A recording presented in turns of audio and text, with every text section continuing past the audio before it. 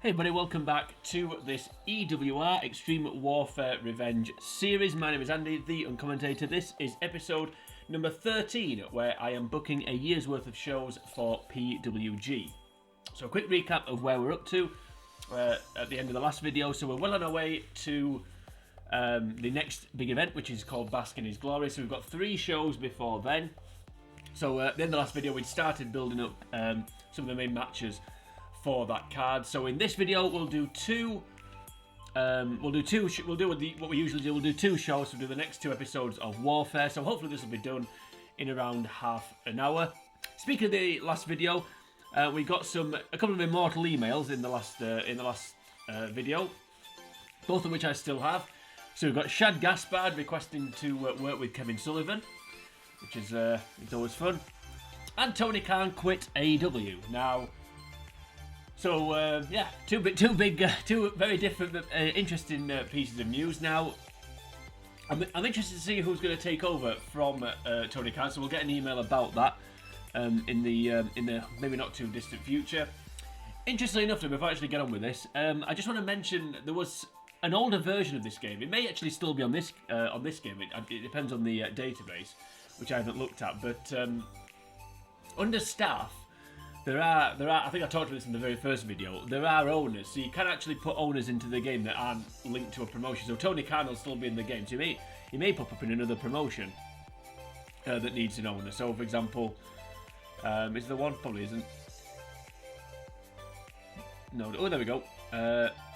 So he may show up at Amber Benson's Wrestling Federation. He may become the owner there. You see that they haven't got one. And obviously AW now don't have one either. But yeah, the reason I'm talking about this is on an older version of this game, one of the owners that wasn't linked to promotion at any point was actually Carmen Electra, the Baywatch actress. So yeah, I'm not quite sure what that was about, unless she's got some kind of link to wrestling that I'm not aware of, which she very well could have. I have absolutely no idea, but I've not researched it. However, I imagine if I researched Carmen Electra, wrestling wouldn't be the first thing that popped up, but could be wrong on that one. Maybe worth going to find out. But anyway, let's not worry about that for now. Let's instead crack on. So as I said, we're going to do 2 shows in this video. So that was the last episode of Warfare. So we're building up towards Keith Lee. Well, actually, Keith Lee's already debuted, so we're building up to. We're going to build up towards Bask in His Glory, as I've already said. Keeping the Asuka storyline going with Mia Yim, etc., etc. Anyway, let's get on with it. So, of course, Warfare is on a Thursday, and we're on Friday. I don't skip any time when I'm not recording. Sometimes I do things just to try and do things off when I'm not recording, just to try and keep some of the debuts a surprise rather than watching me hire people. And I'll delete some emails as well and make 1 or 2 notes maybe of what I'm going to do. But other than that, you see everything, warts and all. So 36% public image, still cult promotion. We've just lost a ton of money because we did a pay-per-view in the last month, which turned out to be a mistake. Speaking of mistakes, I'm not actually booked Bask in His Glory on the events calendar. I forgot to add it back on, but we can sort that out. It's not the end of the world. Right, see what anything interesting's happened here. So AAA's shows have been renewed. Rise's Ascent's been renewed. Impact's been renewed. Of course, Impact will never die. Look like true love. So we've got 22 weeks left of our TV deal for VH1. I'm hoping we can move to prime time in the not too distant future. Now our ratings are going up a little bit. That's something that I'm going to try and maybe explore. But we will need a bigger roster if we're to do that. Also, if anyone's interested, I'm recording this on the 29th of April. So if I reference anything that becomes out of date by the time this gets on YouTube or ages badly, then that is why. Although I tend not to. It's not by design. I don't talk too much about what's happening in real wrestling, but I may make the odd reference to something. I mean, it was the start of the WWE draft on SmackDown on Friday. That's it. There's nothing to say about it. It was as interesting as I made it sound. But anyway, what will hopefully be more interesting is the 22nd show I'm going to book under my under my regime, for want of a less pompous word, this episode of Warfare. So we're going to kick things off with a women's match. So we're going to, rather than start with a 20-minute promo, we're going to start with a match, and we're going to just build up Shanna getting a rematch for the women's title. So the Book the Women Better banners hopefully will stay away for another month. So Shanna's going to take on Jessie Brooks. And of course she's going to win, and she's going to win cleanly. Even though she's a heel, no aftermath. It's building to a future match. The rematch with Deonna Purrazzo. She lost that title at the All-Star Weekend. So she's going to re-challenge. Automatic rematch, kind of. Bit of a trope, but keeps feuds going for a little bit longer if you can't be able to think of anything like me. Next up, we're going to do an angle, and it's going to be continuing the little gimmick of building up to Neil Dashwood's debut. We're not going to do it as long as we did the old... obviously, it's a little nod to the Emelina vignettes that went on for about 4 months. I think it was 14 weeks, wasn't it? Something like that. So it's a little nod to that. We're not going to go for 14 weeks, obviously, but it's just something that... something that we're doing just to poke fun. I do feel like indies poke... I mean, I've got no evidence to back this up, really, but I do feel like indies do make reference to WWE a little bit. I mean, I was thinking of this last real-life WrestleMania weekend. There was a match I saw promoted between Matt Cardona and Blue Kane, and it was advertised as Matt Cardona finishing the story. I thought that actually made me laugh a little bit. I thought that was quite clever. Blue Kane seems to be bit like what Warhorse or Danhausen was a few years ago. A bit like the In Vogue indie thing. Again, I don't really follow indie wrestling too much, but yeah, I just saw that. I thought it was quite funny. Anyway, so we're gonna do an interview, keeping the focus on the women again to ward off that hashtag. So we're gonna interview with Deonna Purrazzo. We'll target Shanna to hype the upcoming match. So we're basically just confirming that they're going to have a rematch. But I'll also get the interviewer to question him about Tenille Dashwood's debut, and she can be a bit dismissive about it. Just to kind of plant the seed there. Right, and keeping on the women focus, we've got another angle involving the ladies, and it's going to be a 2-on-2 angle. And it's going to be a running for a quick save. So Mickie James is going to... In fact, if I need to check that actually. I'll check that after the show. I needed to do something. So Mickie James is going to save Mia Yim. So again, we're keeping this feud going. Asuka and Io Shirai. So in the last episode, the last video, Io Shirai returned because... the commentators would sell it as, oh, I thought she was only here for the All-Star Weekend, and now she's back. Mickie James has not been seen since the All-Star Weekend. So again, for this angle, the commentators would sell it as like, oh, I thought Mickie James had gone. She was only here for the All-Star Weekend, but no, she's been away for a couple of weeks or whatever it is since All-Star Weekend, and now she's back to help Mia Yim fend off Io Shirai and Asuka. So yeah, kind of keeping the surprises going. In terms of people that we thought were only here for one show, and now that they're still here. It's got 4 segments with the women, so hopefully that'll satisfy everybody. Now we're going to do 4 segments with the men. And the first one of those is going to be a tag team match player. Speaking of the WWE draft. We're going to have... It's going to be Orange Cassidy and Triton. And they're going to be taking on team of Mark Haskins and Timothy Thatcher. So we're building up towards the Orange Cassidy and Timothy Thatcher match here. That's coming up at Basket in His Glory. So the beef between those two is Thatcher jealous that Orange Cassidy got to retire Ric Flair. That's basically what they're fighting over. So no title, and actually I think for the first time ever during my booking, Mark Haskins is going to win a match. He's not going to get the fall, but he's going to win a match. So we'll put Thatcher over, not on Cassidy though, because obviously that's the match we're building up to. Yeah, they can cheat. Why not? The heels. No aftermath, and that's to build to the the Thatcher and Cassidy match. Right, from one match to another, we're going to have more than 3 matches on this show, which is a rarity for me. So it's going to be another singles match. It's going to be a bit random, but we're going to do it. It's going to be JTG taking on Kyle Fletcher of the of Aussie Open.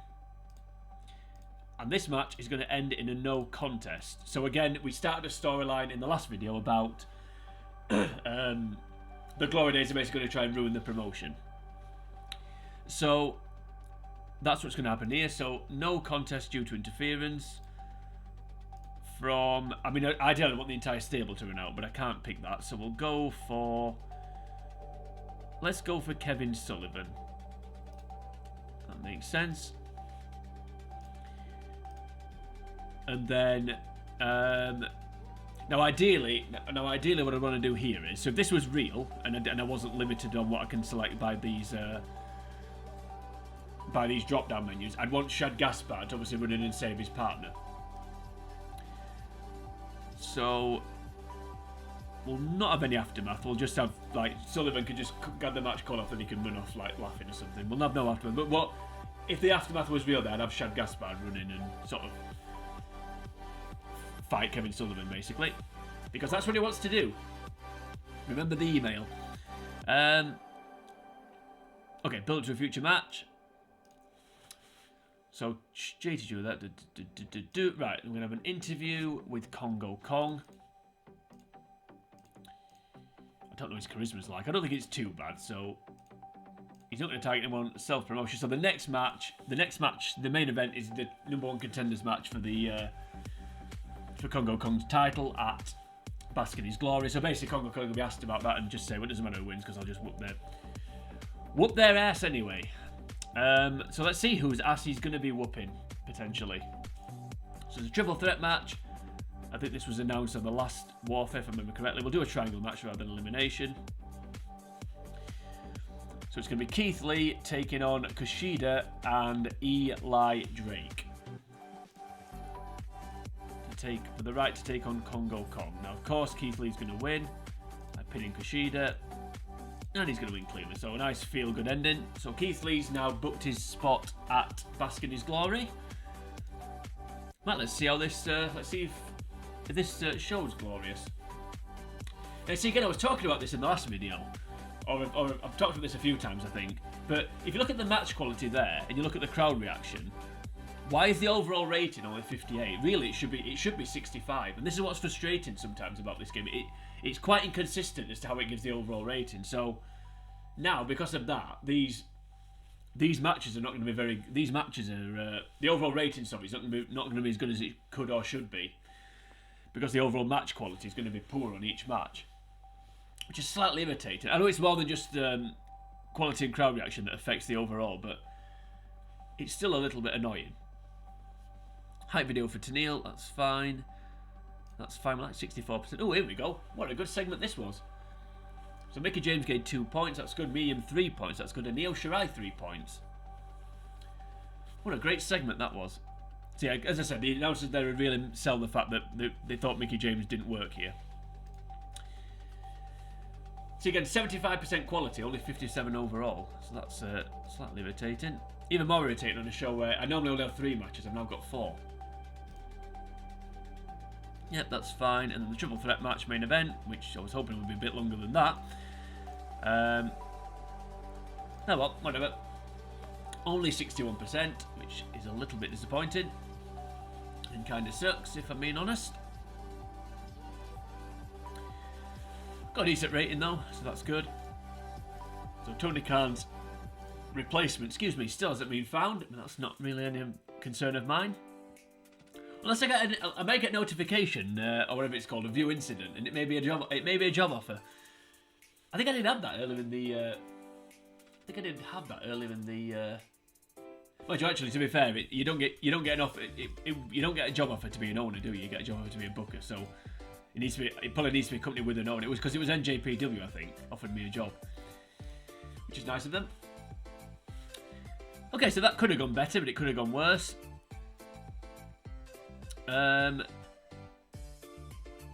Right, so now we're moving on to... I thought I'd booked the wrong show, then. No, I haven't. I was just checking my plans. I genuinely thought I'd booked out of order, but no, I haven't. So we're all good. Right, and I did say I wanted to check something, so let's just do that now. Where's Mickey James? Yeah, she's still on an open contract. I meant to give her a written contract before that show, so now it's going to cost us a bit more money because we'll have paid her $33,000 for that appearance. But no, I'm going to sign on a written deal. So just only for 6 months for now. Let's just see how we get on.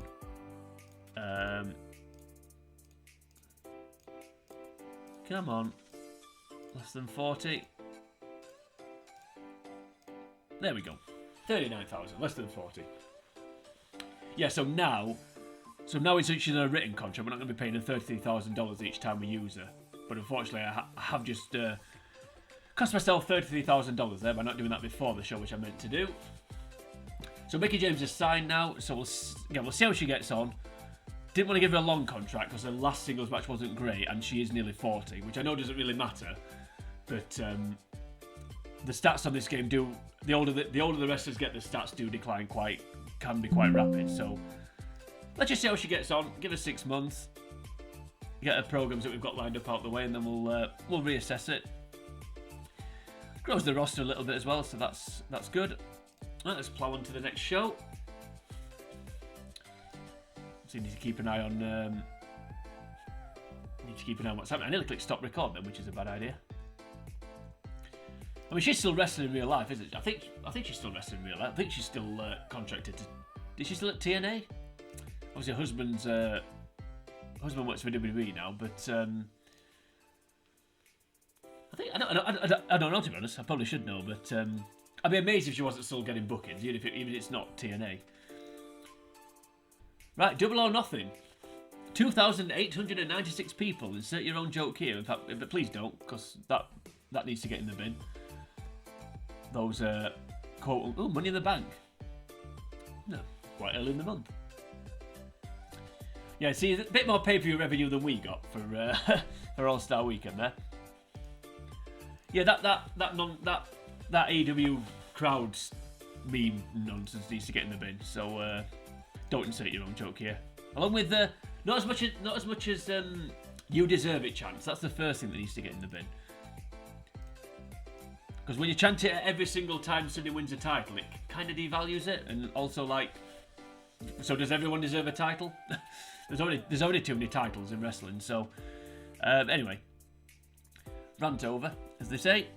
One more day to go, and then we're at the show, which rhymes, which means it must be good. No incidents so far. No new owner for AEW. That's good. We just want to click next day. No incidents, no injuries, no drug addictions or anything like that. Alrighty then. 23rd show of my booking, I believe, is it? Yep, 22 so far. So what we got lined up here. So this is the penultimate show before Bask in His Glory. And once again, we're going to kick things off with a match. And I'm going to rekindle an old feud. So it's going to be another tag team match player. I think I've done that joke on every video, so I will retire it eventually. Right, so Bandido and Flamita, Mexi Blood are going to be teaming up to take on. Back from the dead, it's the Juicy Product. So JT Dunn and David Starr, and they've not been seen for a while. I do need to sign another tag team. I need another face tag team. I've only got Mexi Blood, and after I got rid of the Rascals, I've got Mexi Blood and Crime Time. So I do need another face tag team. That's something I might go and look out for. Possibly next month. I think we're okay for this month, but I think next month we're gonna need to expand that tag division. Otherwise, it's going to be Rematch-A-Mania, unfortunately. Right, okay, so the Juicy Product, despite not being seen for months, or it feels like months, are going to win. And they're going to win because Flash Morgan and Mark Andrews are going to interfere. Now we're going to rekindle the old Morgan and Andrews and Mexi Blood feud. Now, a couple of weeks ago, well, this happened in the last video, but Mexi Blood did an interview where they mocked Morgan and Andrews. So that's that in my mind that justifies keeping the feud going. But They've had a lot of matches together, but we'll spin it out a bit longer. There's a reason for it. I promise you. Okay, now we're gonna let a boy. Who am I to stop a man living his dream? Well, I'm not gonna do it. I'm not gonna stop a man living his dream because this next segment we're gonna have an angle. It's gonna be a one-on-one angle. It's gonna be a call out, an accepted challenge, or a challenge for tonight. We'll put. I don't know what the difference between those two is, but anyway, challenge for tonight. Shad Gaspard is gonna challenge Kevin Sullivan. It's happening. It's happening, people. So obviously off the back of what happened last week with Kevin Sullivan's interference. And the stipulation for this match is going to be, if Shad Gaspard wins, then Crime Time get another tag team title shot against the Powers of Pain. So that would be, that would obviously be mentioned in the segment. Okay, maybe I should have done. It doesn't matter. We'll do the direct call out. Maybe I should have gone Backlund. Let me just actually let's just change that angle. Let me just check. I think I put Backlund as Sullivan's manager. Let's just see. So manager angles. Can you do a worker request client or something?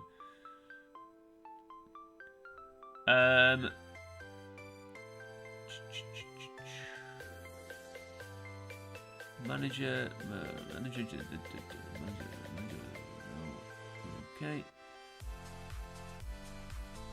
Yeah, you can have manager asking for. That's annoying. Can you not do that one? I'm assuming in the manager angles.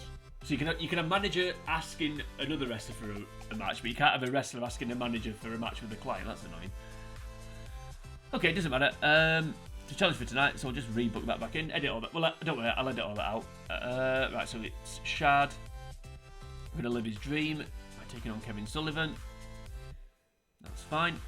Okay. First match, or second match of the night, actually.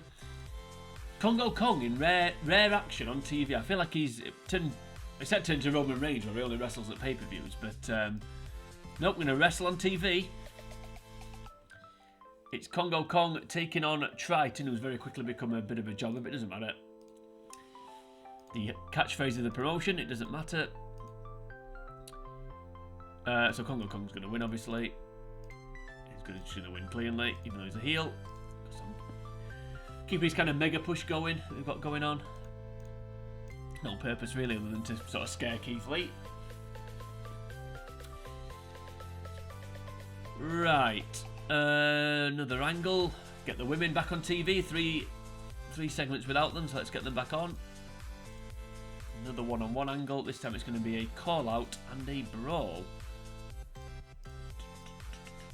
So Shanna is going to call out Deonna Purrazzo. And of course Deonna's a babyface, she's going to come out and take her up on the offer. And then the big match. Actually, this is the main event, because the next three segments, spoiler, are not matches. So this is the main event of the show. The tag team title shot. It's Shad Gaspard versus Kevin Sullivan. I'm really interested to see how good this match is, because he's requested it. Now, normally, when you get emails requesting from wrestlers requesting matches, easy for me to say, it's obviously normally against somebody that they think they can work well with, and generally they do produce good matches. So I'm interested to see how good this actually is. So Shad's going to win. The Warlord's going to run in and make a mess of it. And that's going to, because obviously he's a tag team champ, one half of the tag champs, he doesn't want to defend the belt. Then we'll have JTG running for the save, of course. And that's to build to a future match. So we'll have Backlund. We'd have Backlund at ringside, obviously tearing his hair out and things like that. So because the glory days have wrestled here, I'm not having a match that they ruin. So that we'll rest that gimmick for now. Because like I said, because they've wrestled. Okay, 3 segments left. So keep this little gimmick going, hyping up to Neil's debut. As I said, this won't go on much longer, but a bit of a spoiler. We'll keep it going for now because it's kind of fun. At least in my mind. Right. Now, I was unsure whether to do this segment or not, but I'm going to do it. And there's a very good reason for that. because I want to, basically. It's got Billy Piper. So, it's going to be a romance angle. I don't normally do these, but there's a reason why I'm doing it. Now, I just need something that...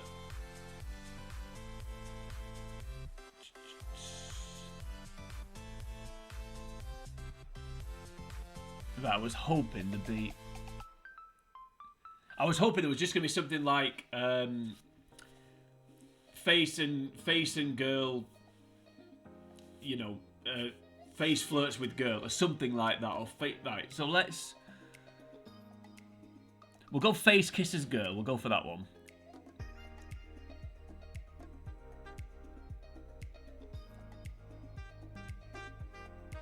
Yeah, we'll go face kisses girl. I mean, it's not really going to be... So it's going to be Keith Lee and Mia Yim. Now, obviously, they're together in real life, but I just want to... if I remember after this show, I just want to point something out. So, I think most wrestling fans know they're together in real life. So basically, what the point of this segment is, they'll have kind of, you know, like, the Mia Yim will be backstage. Mia Yim will be backstage, and then what they're going to do, obviously Keith will come up to her, and she'll just say, hey, nice, hey, fancy seeing you here, and blah, blah, you know, they'll have a little, sort of, little flirting back and forth, like, you know, obviously Keith Lee's joined the same promotion Mia Yim has, but then, importantly, the focus of this segment is to get over the fact that they're not going to interfere in each other's business, so... You know, it's a bit of a nice to see you, but like, you know, Keith Lee will say something like, hey, you've got this... Keith Lee will say something like, hey, you've got this thing going on with, you know, Asuka and Katrina, you okay to handling it? And Mia's like, oh yeah, I'm fine, you know, Mickey's got my back, and, you know, I don't need... Kind of, not in kind of a heelish way, but she'll say something like, oh, you know, I don't need a guy to fight my battles, or, you know, I can stand on my own 2 feet or something like that, and then he'll like laugh and say, oh yeah, I know you can, and... You know, you got this. So basically, it's just to get over the fact that. So it really is to get over the fact that that she doesn't want him interfering in her business and vice versa. That's basically all it is. But just acknowledging the fact that they are a couple, but they're not going to be interacting on screen. That's the point of this segment. And then it'll end with him. You know, he'll kiss her on the cheek and walk off. Basically. So that's the point of that, as I said. That's the main event segment. And it's the ladies again, because it's going to be an angle. Can I do the manager angle then? Let's do it this way. So let's have a look. You see, you can't have. That's annoying.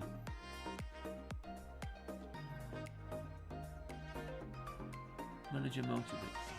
Let's just see. Manager, let's just do it this way. You see, what I wanted here was... What I wanted was Katrina to ask... I wanted Katrina to say, ask Mia and Mickey to give them a match, but obviously we can't do that. So, let's do what I was originally going to do. So it's going to be a 2-on-2 angle. So tag challenge for the next big event. Yeah, so basically what happened here is after the Mia Yim segment had ended, she'd walk out. You'd hear her music hit, and she'd walk out into the arena. She'd ask Mickie James to come out and join her. So they come out separately, so they both got a nice reaction. And then they'd call out Io and Asuka. And then obviously Katrina would walk out onto the stage and with obviously the 2 Japanese ladies behind her and say, "Yeah, that's fine. You got your match." Blah blah blah. So that's what's going to happen there. Yeah, so that's the big tag team match at Bask in His Glory. Going to be Mia Yim and Mickey taking on Io and Asuka. Right, so let's see how this goes. Hopefully the match quality calculation will be a little bit fairer. Guess we'll find out straight away. Yeah, see it. Oh, I forgot to change his gimmick. No, you see, if that happened in the last,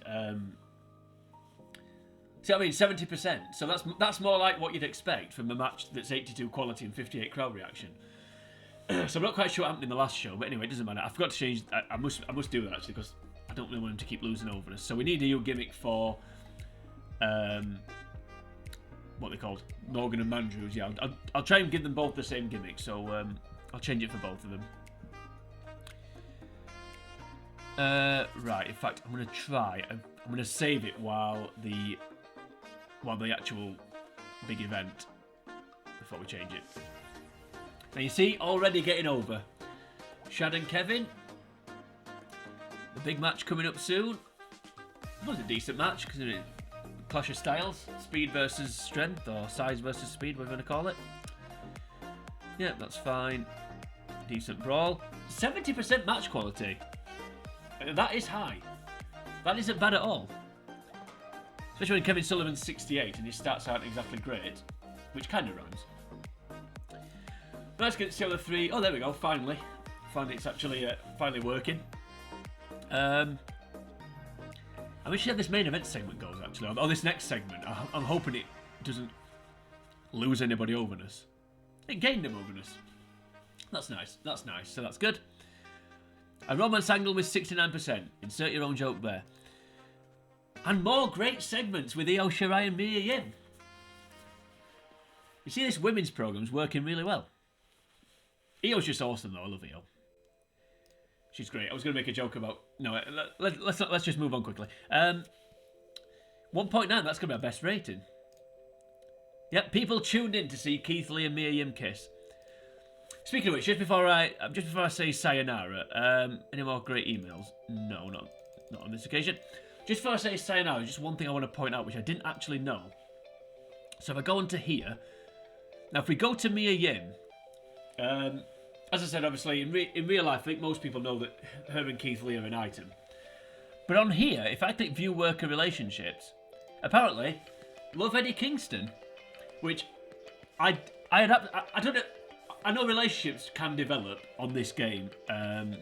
After the game starts, relationships can change. But given that they've not been in the same promotion together at any point since I started this game, I think that love thing was already in. Now, they may have gone out with each other in real life. May have been a couple in real life. But that is something that I'm totally unaware of. So when I clicked on that and saw that, I thought that was quite interesting. So if that is a real life thing, then that's news to me. It probably is. Again, I'm not much like Carmen Electra. I've not researched it. So yeah, news to me, that one.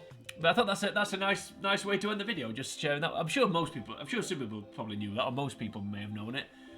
But I didn't, so I found that interesting. Anyway, hopefully you found this video interesting. If that was the case, then please like and share the video. You can also leave a comment on the video, should you choose to do that. While you're here on YouTube, if you head on over to the channel, The Uncommentator, you'll find the rest of the videos in this playlist.